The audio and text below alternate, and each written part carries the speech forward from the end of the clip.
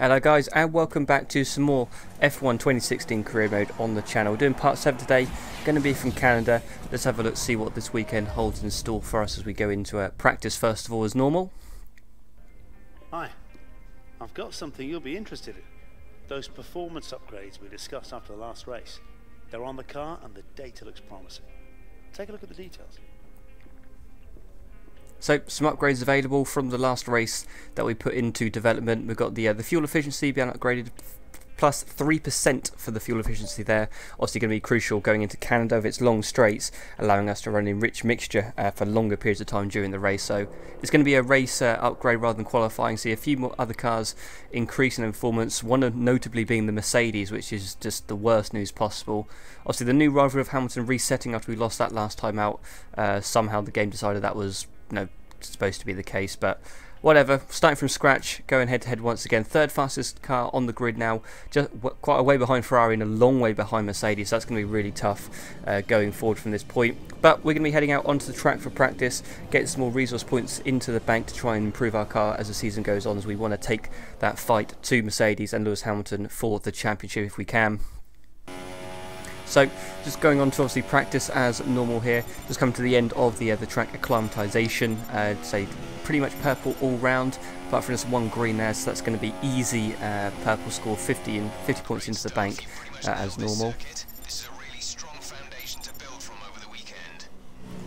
So engineer happy with our work, didn't take too long to get that done, so first attempt, then with the tyre test, same again. Doing that first time, 7 laps done, all purple scores, so no issues to worry about. Qualifying seemed a lot harder, so we actually had to go into practice 2, so we couldn't actually beat the time. We got the green score, we couldn't get a purple score in the first session. I just don't know if the track was too green, just not enough grip available. But in practice 2 we just about managed to get under the purple lap time there. So, well, 10th and a half under, which is good. So, thankfully, maximum points available for and into the bank for the practice program.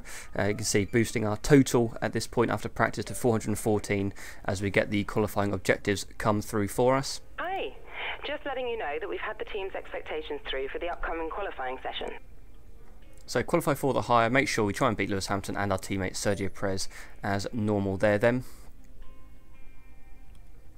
So going into qualifying then, you can see Hamilton, our rival, nothing really to worry about as things go forward. Not enough points in the bank yet. I think we're going to be looking at increasing the downforce if we can when that becomes available. But for now, just building up the points through the practice sessions, through qualifying, and obviously through the races as well to try and get some more downforce on the car. Hello and welcome from the circuit Gilles Villeneuve, home to the Canadian Grand Prix for today's qualifying session. So qualifying then, Q1 over and done with, managed to get through there, no issues at all for ourselves. Well, really, I say we managed it into 15th place. Wasn't a bit tight, just a 10th and a half through, but so we're through, that's the main thing. One lap was enough, just one set of ultra softs used there. Q2 getting up into P6, a big improvement in the lap time for us, which is the main thing. Our teammate not making it through there in 11th place, but everyone through on ultra soft, so the top 10 at least will all be starting on the same compound as we now head on to our Q3 lap. So coming down into turn 1, trying to brake in a straight line, just clipping the curb on the inside, using the engine braking of second gear to get the car slowed down nicely, just feeding in the throttle through this sort of right hand, coming up over the crest, picking out the just before the 50-meter braking point, down to 4th gear, glancing the curbs either side, a little bit of a correction, just glancing the wall with the tyre face on the right hand side there, but no damage done as we come through the first sector, just 2/10 shy of Hamilton through that first sector. You see, we're in P10, we haven't done a lap yet, and this is going to be the final run, or first and final run we get, so we need to make sure we nail this as best we can as we brake underneath the shadows. Again, just glancing the curbs left and right, just feeding in the throttle on the exit. It's obviously very difficult to put the power down whilst you're still turning on this game, which is it's good, it's a great challenge, enjoying that. And so coming into the hairpin, there's a bit of a lock up, 6/10 down on Hamilton at this stage, as you see in the top left hand corner as we get on the throttle nicely, just waiting down this back straight for the DRS to become active, which it is now. Taking the line of least resistance and the shortest route as we ease the car over to the left hand side, just looking for the 100-meter braking point and braking just before that, down to 4th gear, just glancing the curves as best we can, using all the road on the exit, being wary of the wall of champions, keeping right for the shortest run to the line, and we're crossing it with a 12.5 I think that says, as we get up into P4, so that's really solid considering the struggles we faced at the in practice with the qualifying performance, and obviously Q1 was a bit of a hair and scare moment where we just managed to make it through to Q2, but thankfully we do make it into the top 10. We get 4th place on the grid, which is a good recovery really. Obviously we have lost the rivalry to Hamilton in qualifying. He's just pipped Rosberg, who then has just himself pipped Vettel's. The top 3 covered by just 200ths of a second, incredibly close there. So be interesting to see if they carry that pace into the race, or whether any of us behind can actually keep up with them or not. But say it's a pretty big gap, but hopefully either way we'll have a race on our hands. So just collecting the resource points that were available from qualifying, an extra 95 into the bank there. Rivalry update, you can see here how much progress we're going to lose to Hamilton straight away off the bat, which is not great. Pretty much, well, nearly a clean sweep for Hamilton there, so 7-3 straight away, so not great. But what do you expect when you're facing, the triple world champion in the most dominant car, an even more dominant car during the season here? But we've got our race goals available now. Hey, how are you? I have some information on the race goals you should keep in mind. So finish the race in 4th place or higher, so basically maintain position or move forward if we can. Interested to see how that develops for us. Canada has a true love affair with Formula One. The grandstands here are always packed to capacity. It's a country that has given us the likes of Gilles and Jacques Villeneuve, the thrilling Grand Prix of '79, of '98 and of course 2011. They love their motorsport in Montreal, and we absolutely love coming here. Absolutely do. As you see, just a 1-stop or 2-stop with the ultra soft and the soft tyres, but most notably the forecast showing starting off dry, the rain coming in the middle, and then possibly drying out towards the end. So I think the strategy at the moment is going to be not a case of 1-stop or 2-stop with dry tyres. It's going to be trying to work out when are we going to be able to make it to the wet weather on set of ultra softs. Are we going to have to pit beforehand for, or maybe split the strategy into 2 and go on 2 sets, or pit for another set of ultra softs and make the most of them if we can, if we need to. But of course, blue skies with a bit of cloud at the moment, so obviously going to be looking out to see how that weather develops over these first handful of laps if we can. So we're just lining up on the grid at the end of our formation lap here. P4 with the 5 red lights waiting for us ahead when they start coming on, the sequence starts. Hamilton on pole then from Rosberg and Mercedes front row, Vettel in 3rd there. Everyone, as we say, top 10 at least on the ultra soft, so no differing strategies there. So everyone's going to be looking at getting off the line pretty equally, as the last few cars are just forming up now. So time to hold our nerve if we can. 5 red light sequence has started building the res, trying to get in that optimal RPM range, waiting for the lights to go out like now, and it's an absolutely electric start. We've bolted off the line there. Hamilton has not, and we've got ahead of Vettel. We're ahead of Hamilton as well, so side by side, Rosberg taking the lead, and we have indeed cleared Hamilton and Vettel on the run to turn 1, and we've gone from 4th to 2nd, Hamilton from 1st to 3rd, so that's disastrous for him, as we're in the rich mixture, obviously just trying to see if we can keep up with Rosberg, who is already extending a half decent lead on this first sector of the first lap. It's going to be crucial to see how we get on here, just trying to maintain position ahead of Hamilton. That's the main key, as Pascal Wehrlein out of the race there. Looks like he's had a bit of contact with possibly another car or the wall. Here we see in the chicane, and he's just run wide, battling with a Sauber, and as you can see from the onboard, there is the resulting damage to front right tyre, just not interested in staying connected to the suspension, held on by the wheel tether. But that's his race done and dusted. We're now on lap 3 there. Maintained position so far, but of course DRS now in action. Hamilton right underneath our rear wing, so as DRS now becomes active for him, not too much we can do. See how much Rosberg's disappeared into the distance. Hamilton coming up the inside. We're going to try if we can, so obviously going to give him the position pretty much and try and just stick to his coattails. There's a lot of debris in that final chicane there, so he's still 21 runners and no safety car or anything there. We can see on the mini-map, looks like there's some very slow car through the end of sector 1, so I'm wondering what's happened there and who's been involved. But for now, Hamilton jumps us there into P2 at the start of lap 4 now. And still no sign of the rain coming in just yet, as we're now coming through the middle sector of the 4th lap. There's a slow car up ahead, and it's Fernando Alonso that we're going to have to dive up the inside of, just about managing to get through there. And so we're just about, I think, maintaining the DRS range on Hamilton. And you see, looks like we're still nice and close to him at this stage, as Haryanto comes out of the pits. I think he was another car that was involved in the accident with Alonso. I don't know what's gone on there. But as he comes out of the pits, Haryanto not doing us any favours at all. We have to actually go around the outside of him through the chicane, and that has pretty much dropped us out of DRS range of Hamilton now, which is going to be absolutely crucial for us. We're expecting some rain soon. Expect the first drops in the next few minutes. So at the end of lap 5 you see the cloud covers building and we get the call from the engineer to say the rain is only a few minutes away. On the next lap, lap 6, we've got 3 cars up ahead. One of them is Hamilton, 2 of them back marks, and Hamilton's been held up by Ericsson, who looks like he's got front wing damage, and I think there's a Renault, and nobody really knew what they were doing there. We've just taken full advantage, blasted past all 3 of them, and we've got back up into P2. Rosberg, you can see 7 seconds up the road, so he's not messing about as the cloud cover coming in more and more, and the rain surely on its way. As we're now coming towards the end of lap 8, Rosberg actually in the pits there, you can see putting on a set of soft tyres, even though the clouds are building. Our engineer telling us that 2 laps is our pit window to come in, and we're going to be looking at intermediates, as I think the rain pretty much on its way now, if not already here. You see just losing the back end massively, as you see we're actually getting passed by Haryanto, the car that came out of the pit lane on ultra soft tyres. We're actually being passed by the Manor, who's actually quicker at this stage of the race than us. So you can see just how much we're struggling. That's going to be the combination of just incredibly warm ultra soft tyres, and also the rain coming down and started spitting, making the track surface just that little bit more slippery. I see Rosberg, despite making the pit stop, is actually going to be right behind us now. As you see just how much we're struggling to put the power down. So we're going to have to make a commitment to the pit lane. So we've already requested a pit stop to be made, and we are going to be coming in for intermediate tyres. So hopefully the rain builds over these next minute or two as we just look to get past the Manor coming into the pit lane, and that was definitely too close for comfort. As you can see from the slow motion front wing cam, you see just how close our end plate comes to the left rear tyre, and that is as close as it gets without an absolutely disastrous incident there. So we got away with that. Luck or skill, I'll let you decide. But we're into the pit box now.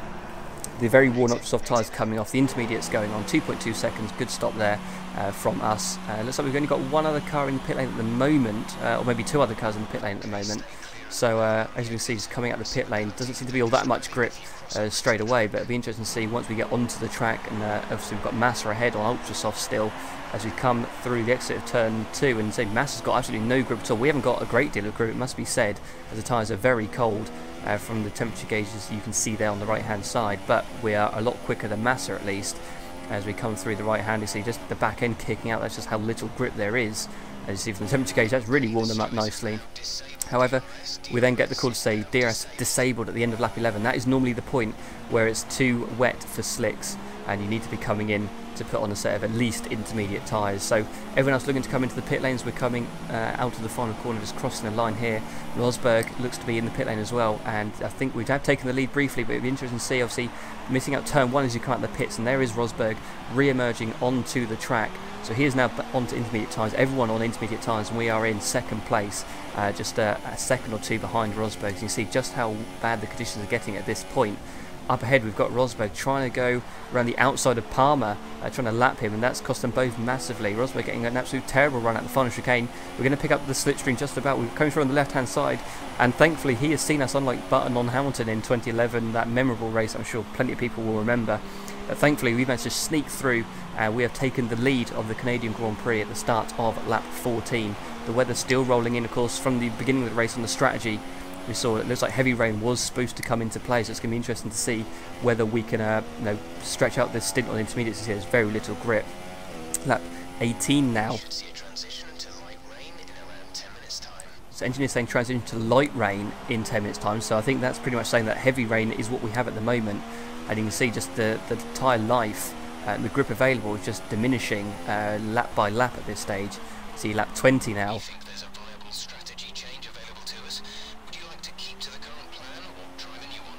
So engineer telling us there's a strategy call in play, which looks to be to come onto the wet weather tyres. So I think that's pretty much the point, although car ahead just on the minimap you see not coming into the pit lane, so I was a bit wary of actually coming in or not, but we are going to stay out on the intermediate tyres at this stage. Rosberg decides to go into the pit lane, so he's going to be the first one to pull the plug in terms of going onto, I presume, wet weather tyres. Keep an eye on the top left to see if that does indeed happen. And it does indeed, so Rosberg does go on to the blue-walled wet weather tyre as the heavy rain is falling. You can see just how much we are struggling at this point. So we're now on lap 24. We've continued with the intermediate tyres, you can see the weather is just appalling at this stage. Track conditions are definitely suited for the wet weather tyre, but say we know that the light rain is going to be coming in, that heavy rain is going to ease off eventually, and we're basically rolling the dice here in terms of hoping it comes back to intermediate weather before those guys on wet weather tyres have caught up to us. Obviously, either way, even if they do catch up, we're still going to be looking to all pit pretty much at the same time if the weather falls into play and falls into place for us. I mean, you can see we've now got, I think it's a McLaren of Alonso behind us, who's on the full wet tyre. I don't think anyone else actually on intermediates at this stage. But say he's keeping up with us pretty easily, and Rosberg has been reducing the gap probably 2 or 3 seconds a lap on us up to this point.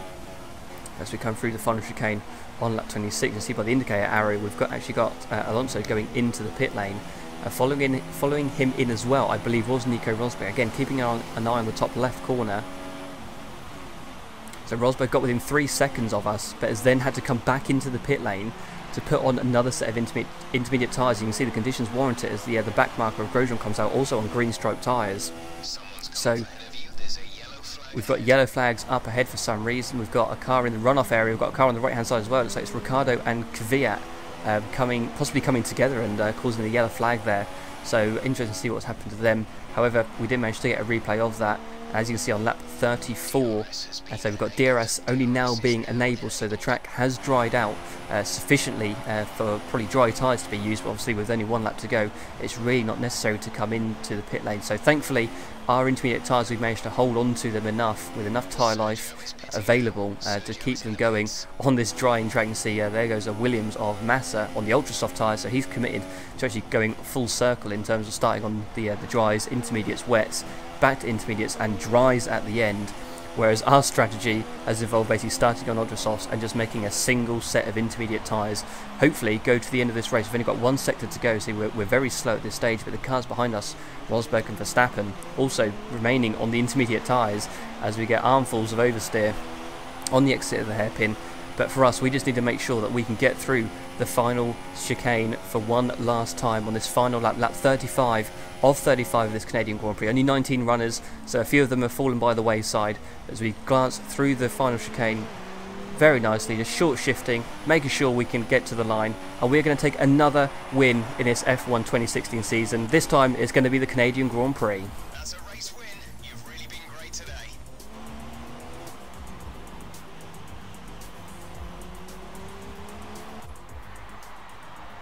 So another fantastic victory for Force India today.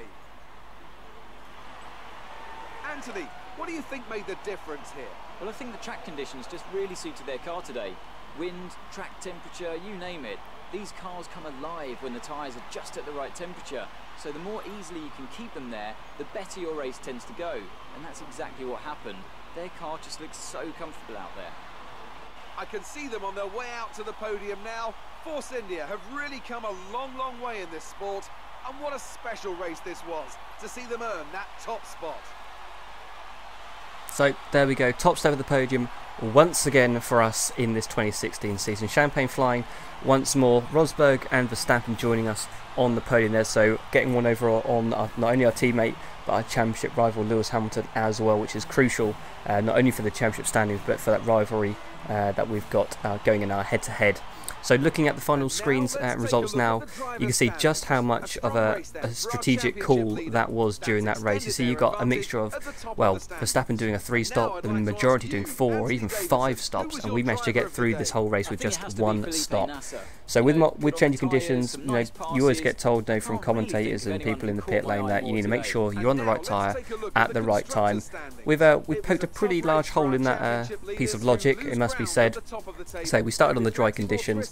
It did go to intermediates, it then went to full wets, came back to intermediates, and again at the very end it was dry enough to put on some slicks, but we managed to stick through it. We managed to make the ultra softs last just long enough in that first stint, and then the intermediates we managed to get through the right conditions, then 2 wet conditions, and then 2 dry conditions as well, which means in the championship standings we are now a race win back ahead in the championship, 25 points is the gap to Lewis Hamilton, who's 4 ahead of his teammate there, Nico Rosberg, and then a bit of a gap to the Ferraris.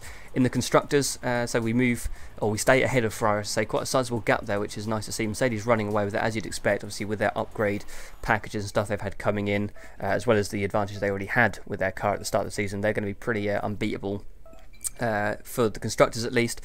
But in terms of ourselves, we're now looking at an additional amount of points coming into the bank for the development, 752, which is going to be interesting to see if that's going to be enough to maybe put towards any updates for the next race. In terms of the rivalry, clawing back some much needed points on Lewis Hamilton there, and you see it's just 9 points to 11 points there, so still losing the rivalry itself, but we've made up some nice ground there on him. So, as we're going to be looking at the laptop one final time in this episode, you can see here then we are leading the championship, 752 points available to us. I think next up, I'm not sure what we're going to be looking at next up in terms of upgrades, whether it's going to be an engine upgrade or a downforce upgrade. The main thing I want to look at improving is going to be things like the mechanical grip of the car and traction, but there doesn't seem to be any options to be able to do that kind of thing, so I'm not really sure where to go on that. But for us, so that's been a great episode for us, a great strategic race from our point of view. We managed to pick up the win, 25 points picked up, and now a 25-point lead in the championship.